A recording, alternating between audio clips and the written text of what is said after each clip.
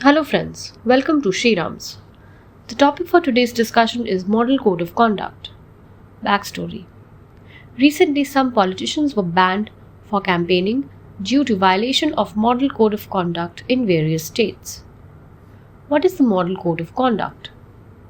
The Election Commission of India has set out Model Code of Conduct, which is a set of guidelines for the conduct of political parties and candidates during elections, mainly with respect to speeches, polling day, polling booths, portfolios, election manifestos, processions, and general conduct.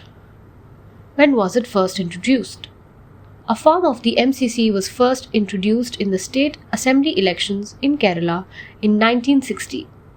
It was a set of instructions to political parties regarding election meetings, speeches, slogans, etc. In the 1962 general elections to the Lok Sabha, MCC was circulated to recognized parties and state governments sought feedback from the parties. When does it come into force? The Model Code of Conduct comes into force immediately on announcement of the election schedule by the Commission. What are its objectives? Its main purpose is to ensure that ruling parties at the centre and in states do not misuse their position of advantage to gain an unfair edge. It is designed to avert practices that are deemed corrupt under the Model Code of Conduct. Does it apply to online campaigns? The Election Commission has said that the provisions of MCC and related instructions of the Commission, issued from time to time, shall also apply to content being posted on the Internet, including social media websites by candidates and political parties. Notably, the ECI in 2019 had decided to keep social media posts by the political parties and leaders under its vigil for detecting any MCC violation. What is the legal value of the MCC? The MCC is not enforceable by law. However, certain provisions of the MCC may be enforced through invoking corresponding provisions in other statutes such as the Indian Penal Code 1860 and Representation of People Act 1951. What are the arguments against making it legally binding? The Election Commission has argued against making MCC legally binding, stating elections must be completed within a relatively short time, about 45 days, and judicial proceedings typically take longer.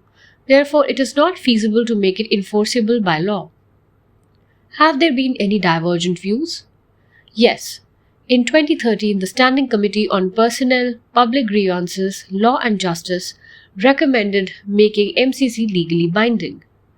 In a report on electoral reforms, the Standing Committee observed that most provisions of the MCC are already enforceable through corresponding provisions in other statutes mentioned above. It has recommended that MCC be a part of Representation of People Act 1951. How does ECI deal with the violation of MCC? It generally issues show cause notice to the violators and in some cases bars them from poll campaign.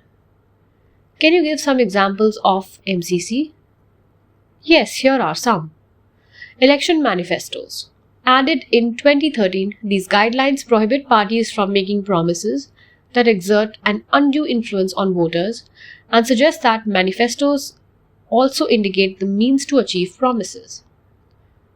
Party in power. Ministers must not combine official visits with election work or use official machinery for the same. The party must avoid advertising at the cost of public exchequer or using official mass media for publicity on achievements to prove chances of victory in the elections.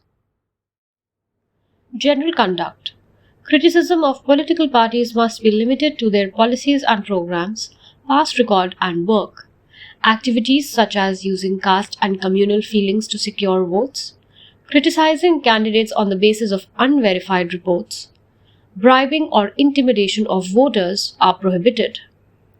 Well, that's all for today. I hope you enjoyed today's podcast.